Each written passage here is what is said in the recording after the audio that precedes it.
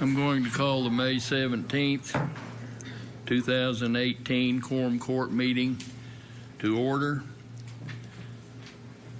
Judge Wood is attending the graduation of his daughter this evening, so he was not able to make it. He asked me if I would sit in for him, but we have to get the Quorum Court to decide that. So I would Justice like a Lundstrom, motion. I'd like to make a motion and nominate you as presiding judge over today's Quorum Court meeting. Sir, thank you. Are there any other nominations? Move nominations cease and you be elected by acclamation. Second. We have a motion and a second. All in favor, let it be known by saying aye. Aye. Anybody opposed? Okay, the prayer and pledge this evening is going to be done for us by J.P. Hustry.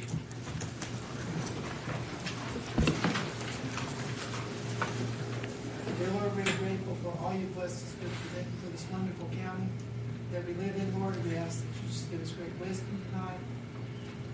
And we thank you for that. It's in your name we pray. Amen. Amen. I Pledge allegiance to the flag of the United States of America and to the republic for which it stands, one nation, under God, indivisible, with liberty and justice for all.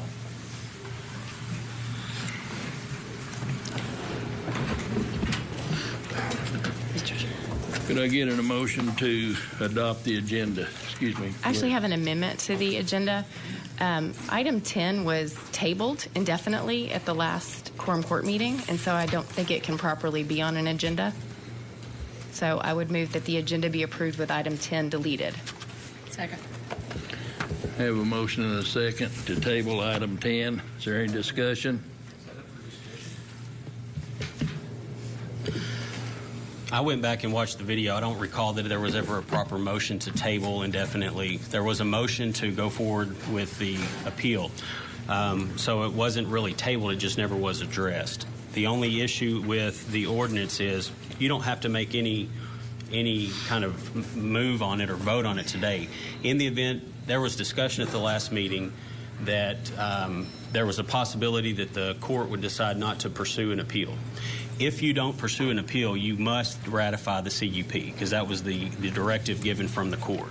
And so it doesn't matter if it's on the agenda or not. If this court decides to move in that direction, then you will have to ratify the CUP. It'll have to come back up on an agenda.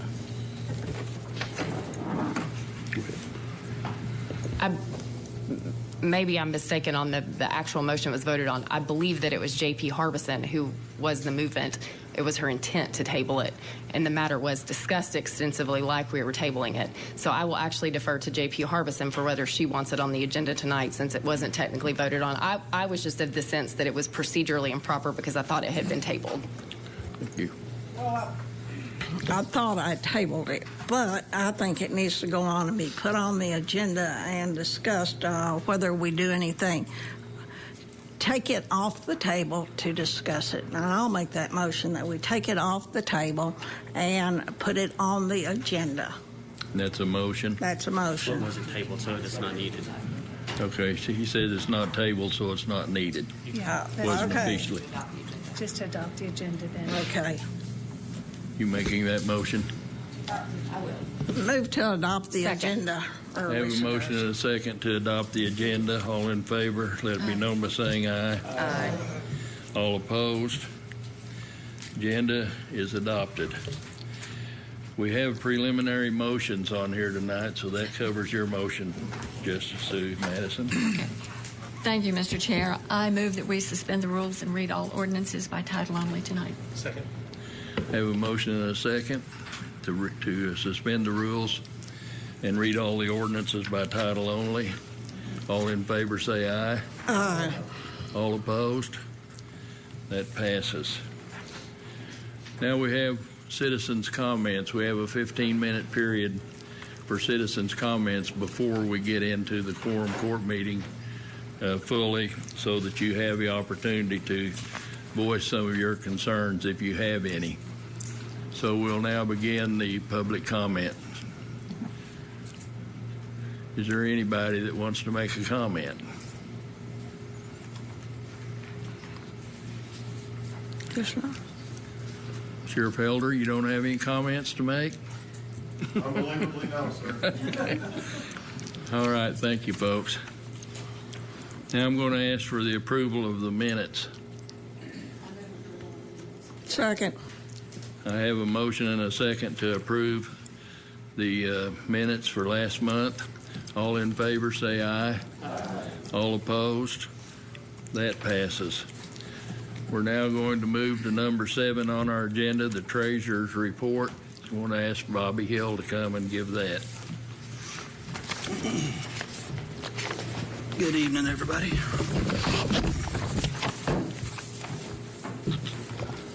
7.1, Treasurer Financial Summary.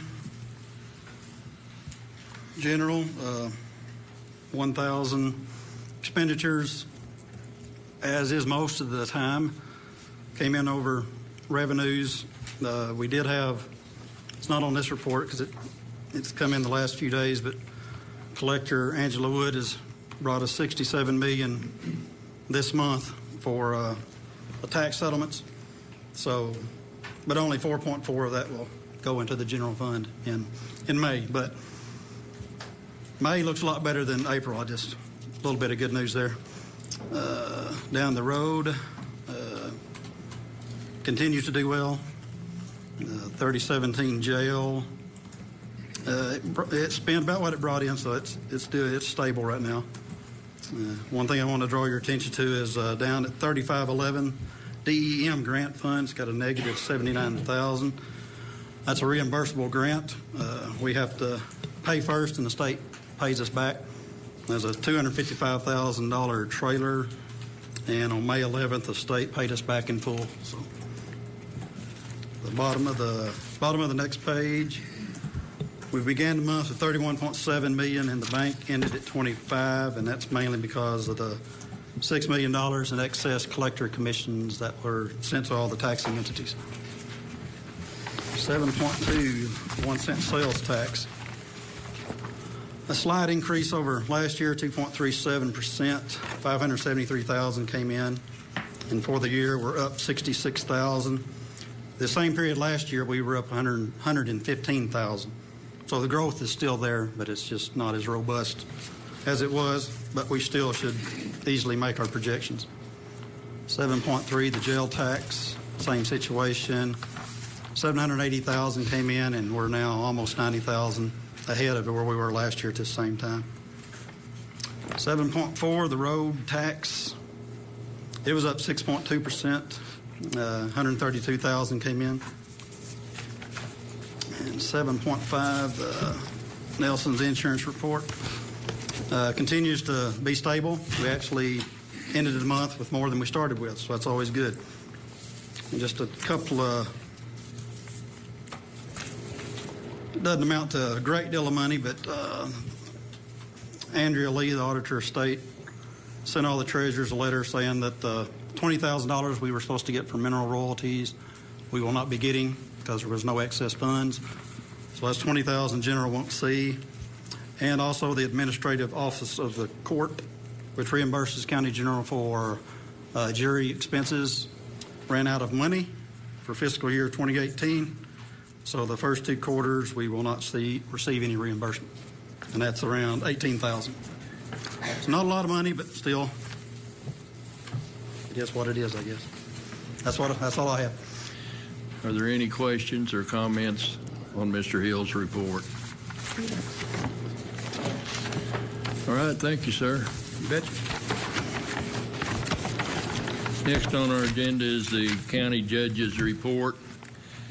What he had for this evening is an equalization board appointment that the Quorum Court needs to make a determination on. The Quorum Court has 2 representatives on the county's equalization board. Lee House is currently one of the Quorum Court representatives. Mr. House has indicated to County Clerk Becky Llewellyn and Julie Harris that he is interested in being reappointed. If that is the desire of the Quorum Court, I'll entertain a motion to confirm Mr. Lee House. Make a motion that Mr. Lee House be reappointed to the Equalization Board. Okay, I have a motion and a second. We can vote on this by voice vote also. All in favor, let it be known by saying aye. Aye. All opposed? You also have a disposal of county property report in your packet, as well as a report and a comptroller's report in your packet. So the comptroller is off sick tonight, but you have her full report in your packet so you can read it, and we can go over it at next month's meeting if there are questions. Item number 9, Circuit Clerk line item transfer approval. Call on Mr. Ushery, that one. Thank you very much. Mr. Sylvester, would you?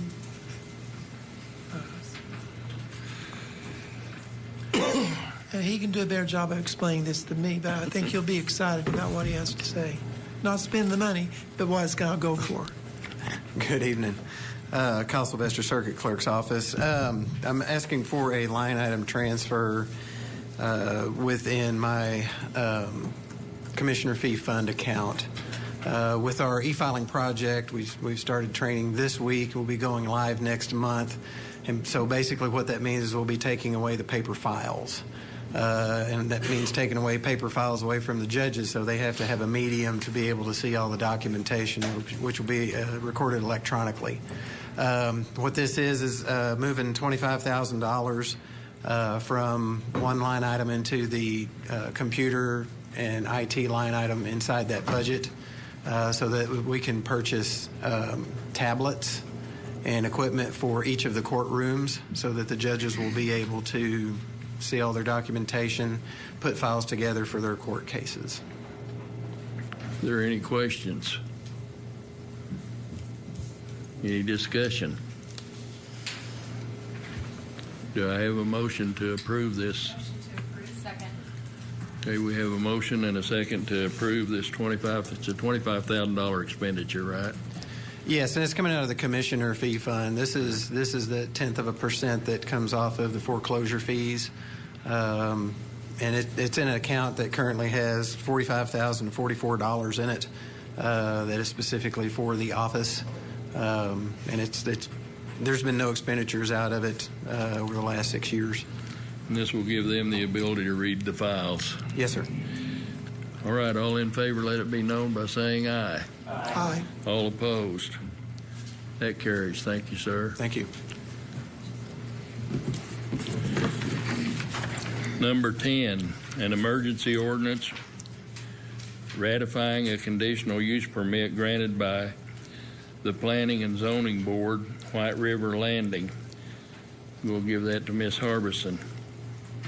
Okay, I want to explain what's happened and what I did on this particular issue.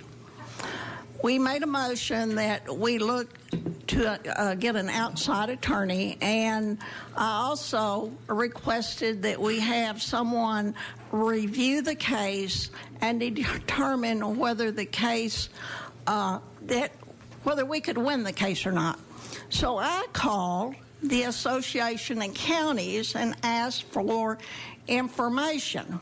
And they told me that I could not do this, that the county judge could call and request this. So I called the county judge. I had a meeting with the county judge, and he said that he would request this information from the Arkansas Association of Counties. Now, we got this review when we came in tonight, and it was handed to us. The couple of issues that I wanted answered on this are not answered. I wanted to know if new material could be presented that shows that the Quorum Court has the authority and that this has been upheld in courts in 2 past cases. And these cases are not in this summary that I know of. I know one is not because I asked Brian whether he had reviewed the cell tower case that went all the way to the circuit. Well, it went to the appellate court, and it was upheld in the appellate court. And that case is very similar to this chapel, or the request to put in a chapel on Schaefer Road. They did not answer. They only reviewed the case as presented.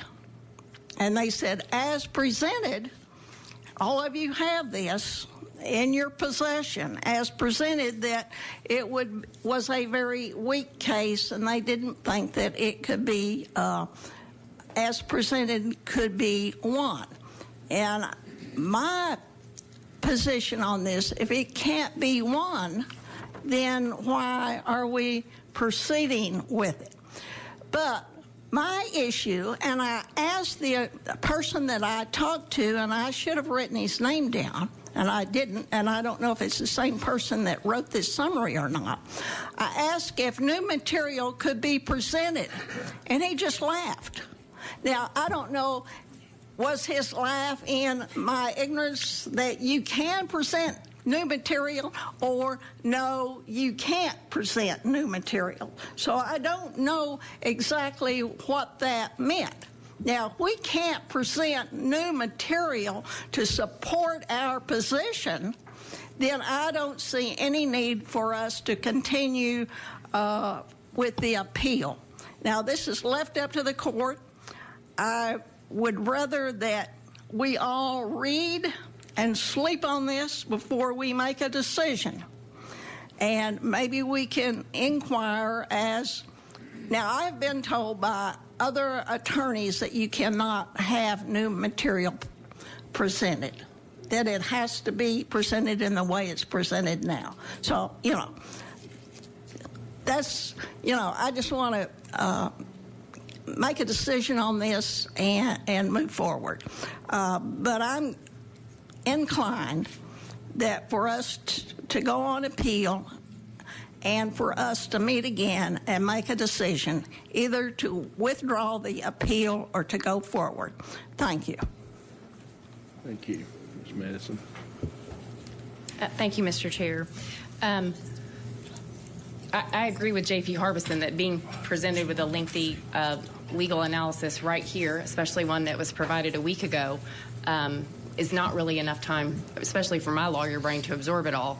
When I learned yesterday that the county had sought the opinion of the Association of Counties, I reached out to them this morning so I could talk about it, because you all know how my lawyer brain is. And I was informed that Mr. Whitmore, who'd been the one that given the opinion, was out of town until next week on a vacation to Yellowstone. Having been to Yellowstone last summer, I knew there was no hope of me reaching him. And so I was not able to speak to him to talk about my questions. I spoke with Lindsay Bailey, who is the attorney that supports JP's. She will talk to you, by the way. And she was not aware of the extent of the discussions or what information had been exchanged. And in my brief review of what we were presented tonight, you all may recall last time I talked about, I was very concerned with whether the court applied the right standard by which to judge our decision, and that I felt like there should be much more deference by one branch of government to what is a legislative decision, and I don't see that addressed here. I do think there are very serious proof problems, and I think Mr. Whitmore is correct to point those out. I do not think that information can be added on appeal, but I don't know if there would be a possibility to petition the court at the circuit court level to say, one party is really unhappy with the proof that was presented, and would you reopen the record? That's a possibility. Certainly a discretionary decision with the judge, that the judge may say no. But I feel very strongly that, proof issues aside, and whether we ultimately win on appeal or not, I do feel that the standard that the court applied should be determined, because I'll tell you, if this decision stands, we might as well just rubber stamp whatever the planning staff tells us. I just don't think that there's really a need for a planning board.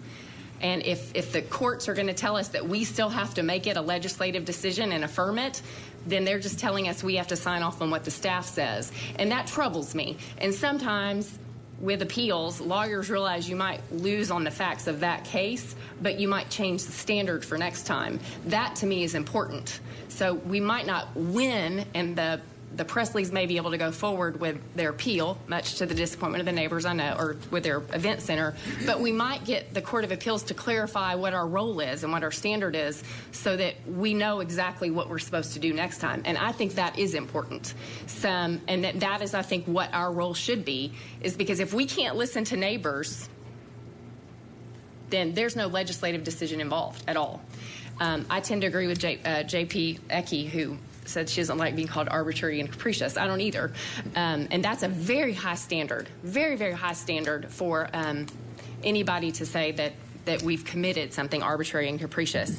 And so I think J.P. Harbison's recommendation is a good one. I would say that the court table this, that we move forward with the notice of appeal, which is a simple piece of paper that's filed.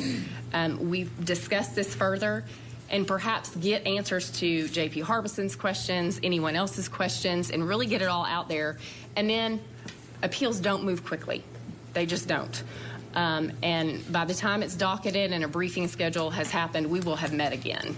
And we will have a chance to then dismiss it and make a more informed decision. But that's really what I think. I think a lot more is at stake than just what happens to this event center.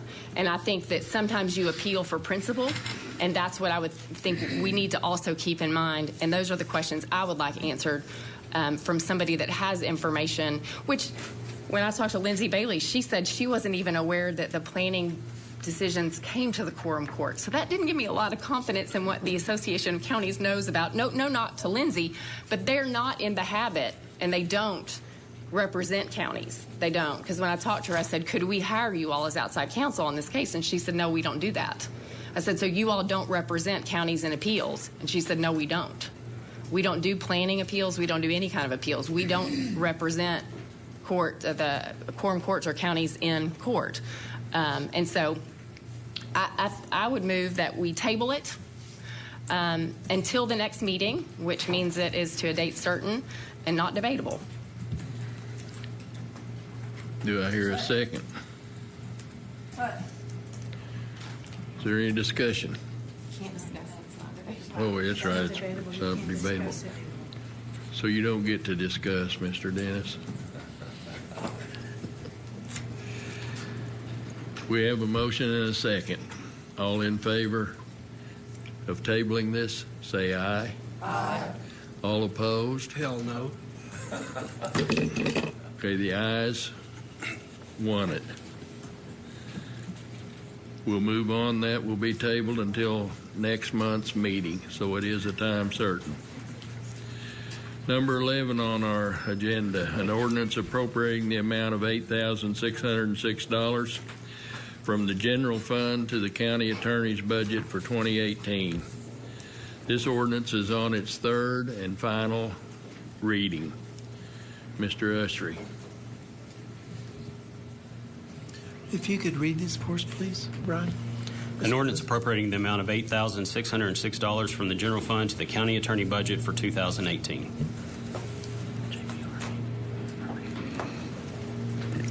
Thank you, Mr. Chair. You know, one thing has been very obvious.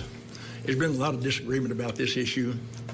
And one thing, we've not heard anything from Mr. Johansson that advises us about a lot of this.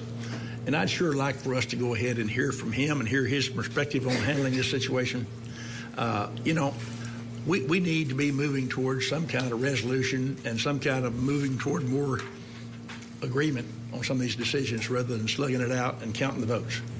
So I'd like to make a motion that we table this until we can bring Mr. Johansson and let him explain his perspective on this situation and move ahead.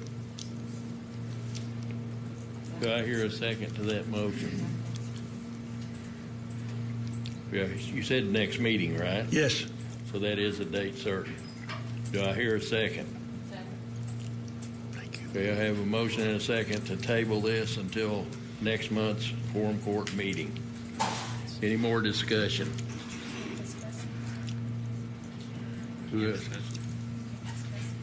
Oh, we can't discuss it anyway. So, all in favor say aye. Aye. All opposed? No. Oh. All in favor raise your hand.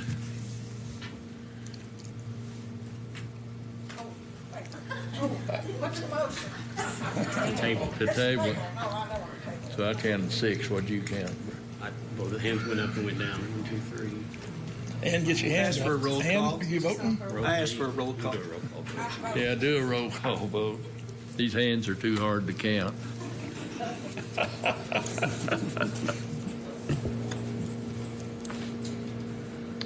Lisa Ecke, No. Ann Harbison, No. No. Joe Kicklack, No. Eva Madison, Yes. Sue Madison, Yes. Joel Maxwell, Yes. Joe Patterson, Yes. Butch, Fred Roush, Yes. Bill Ussery, Yes. Daniel Balls, No. Harvey Bowman, Yes. Robert Dennis. No. And do I get to call on Tom? And Tom Lindstrom. Is it tied? You get to vote. I guess.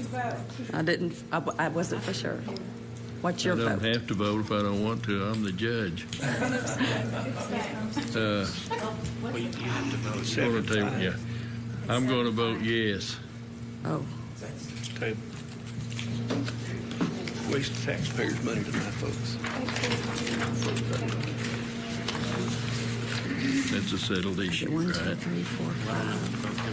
1, 2, 3. Oh, I thought they wanted me to vote because it was tied. What's the 8-5. 8 to 5? I move we adjourn. So it's tabled. No other business. Well, this is I think my motion overrides that. There's a motion on the floor. majority, I mean, not a majority, but you know. It's a simple motion. Motion, all right. All right, now next item is committee reports, and there were no committee meetings this month, so I assume there are no committee reports. You have a report? Yes. Yes, sir. Okay, I do. proceed.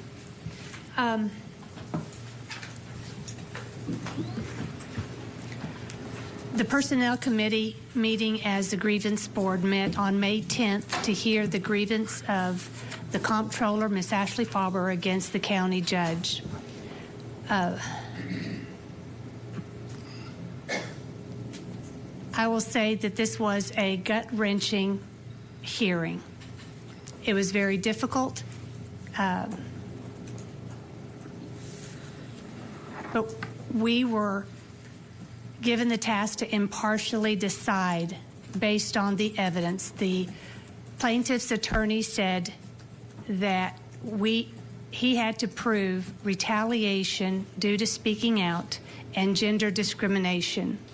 Our county attorney said that they had to prove that there was no state employment law or county laws that were violated. For some of us, it was gut-wrenching because you hated to hear what was happening, but we relied on what JSAP policy set for the county, and it was discovered that our comptroller did not have the educational background, administrative education to perform the duty that was required of our comptroller to do. The county judge tried to keep this just between the county offices, thank you, and not let it go public, but a grievance hearing was filed by Ms. Faber. And I say this is gut-wrenching because Ms. Faber has been with the county since 2005, and she was well-liked. She was congenial to work with. She was promoted quickly in the county from starting out as just a secretary right out of high school.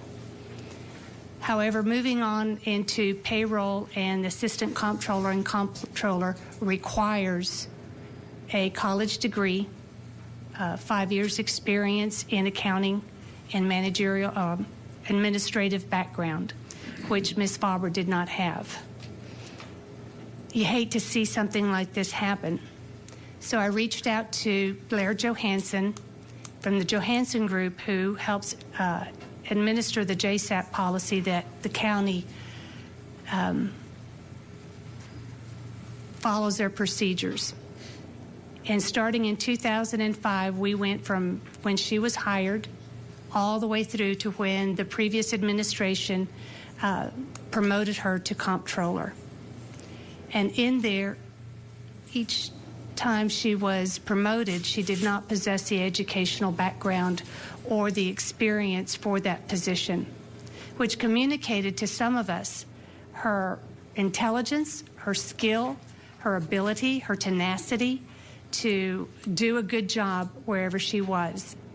However, being comptroller, you really need your educational background, you need your degree, because it comes a point where the mistakes that were being made were above her capabilities. And having that degree, she would have caught those errors immediately. And that was from Blair Johansson. It helps because you want to be as impartial as possible. And you want to listen to both sides. And our hearts were bleeding that this has happened to a long-term employee. But the judge did not violate any state employment laws, county laws, and we are at will.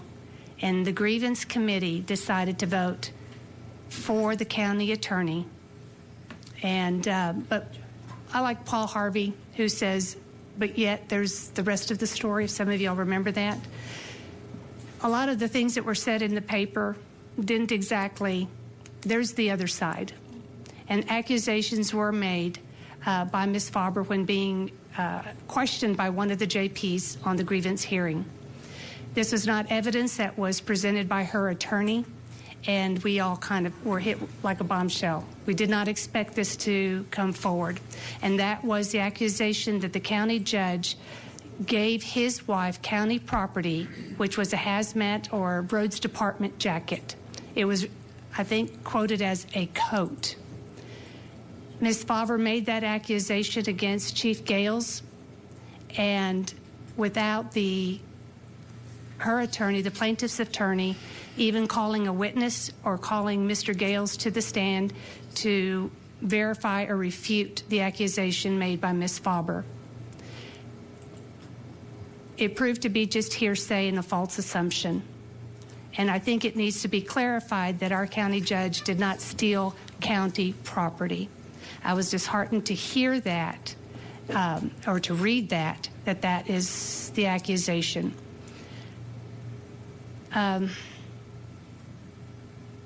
But this case did bring forth some of our employee handbook policies that we have about not being able to hire somebody after they've been reelected or elected officials or terminated from the county. And we're going to visit that. I know Justice Pond and Justice Usry brought this up to me, that perhaps being in one particular department is not a good fit for an employee, and if they get dismissed from that position and yet another elected official or somewhere else wants to hire them, we shouldn't stand in the way of that employee seeking employment. So we will be looking at those policies that we have. I know it's hard, but the employees are valued by the Personnel Committee and by this Quorum Court, and we don't want them to fear that they'll just be thrown under the bus. But there has to be a way where they can continue to be employed one way or another. So that's the other side of the story. There was no gender discrimination. I think we were all in agreement that she was not discriminated against because she was a female. But retaliation, there was a lot of hearsay but no evidence to prove that that is what happened. And that is the end of the report. Thank you. Or as Paul Harvey says, that's the rest of the story. Thank you. I'm going to call on Justice Madison to speak. There is no prohibition on rehiring county employees. It's only elected officials. So that's all. That's great. If I may, Farber. Mr. Chair, I think we need to have this discussion that perhaps we can. And I will just say, having watched, I was not a member of the committee, I watched it. I walked away with a firm belief that there was gender discrimination, and a member of the committee, if the vote was 4-3, a member of the committee did say that they believe there was gender discrimination in the decision. So that's Excuse me, a complete in report. the discussions that we had behind closed doors. We're getting out of the committee report, so I'm going to call an end to this discussion. Okay, but We can just get in all into it fairness to what the committee did say, everybody agreed that there was no gender discrimination Point of by order, one of Mr. them. Peclat. Thank you. And we can tell you why it's point of order. Thank you, Mr. Chair. The speaker is speaking out of order. That's not necessary. Has anybody else got anything to say on this subject? All right, our next item is other business. Is there any other business to come before the court tonight? Justice Madison. Thank you, Mr. Chairman. I would like to comment on the White River CUP.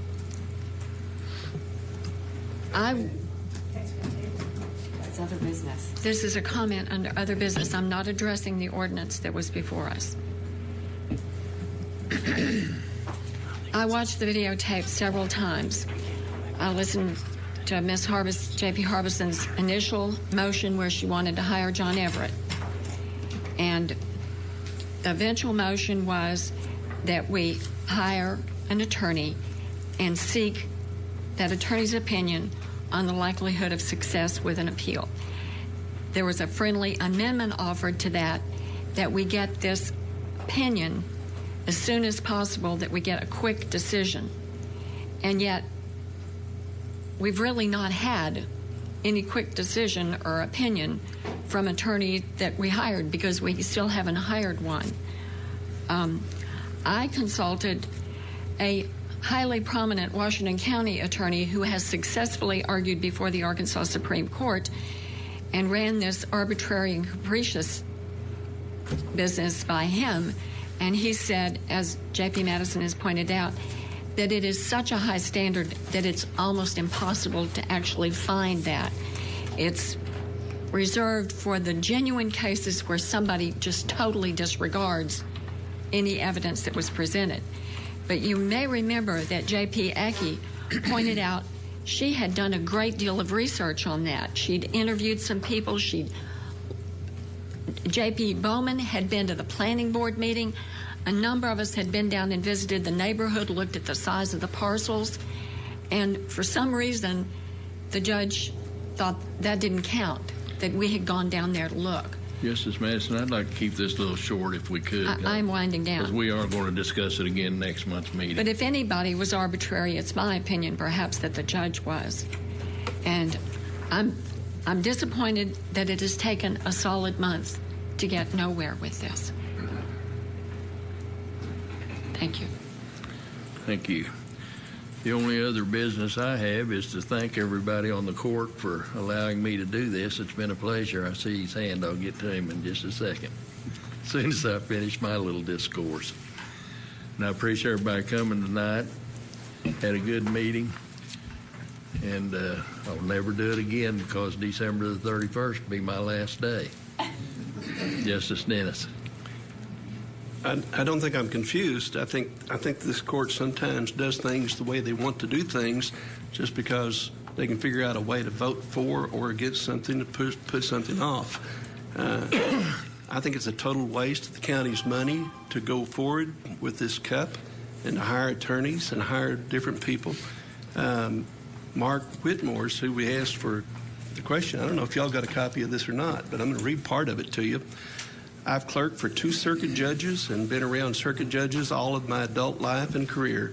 The number of times the circuit judge does a complete 180-degree and complete reversal of their previous conclusions are rare.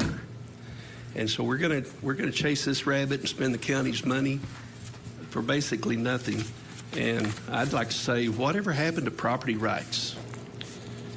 Have we just forgotten completely that a person who owns property used to have the ability in this country to do something with it?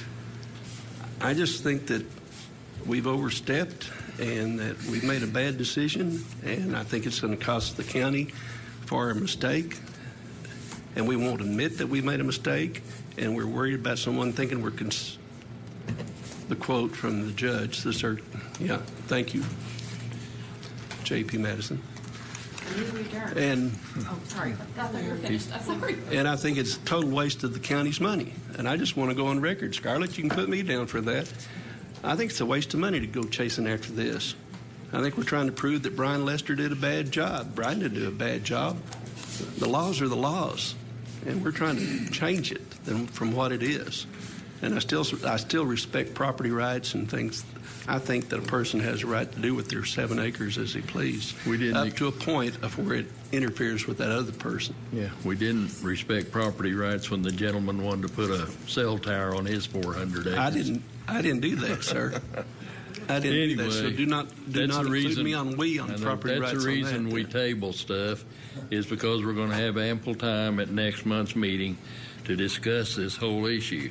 At that point in time, you could even make a motion to overturn the appeal. I will. So that would be the time to do it, and then you get something done that's meaningful. I hear a motion for adjournment. Yes. Move the adjourn. We have a motion and a second. All in favor, say aye. Aye. Good night. Be nice to get something done.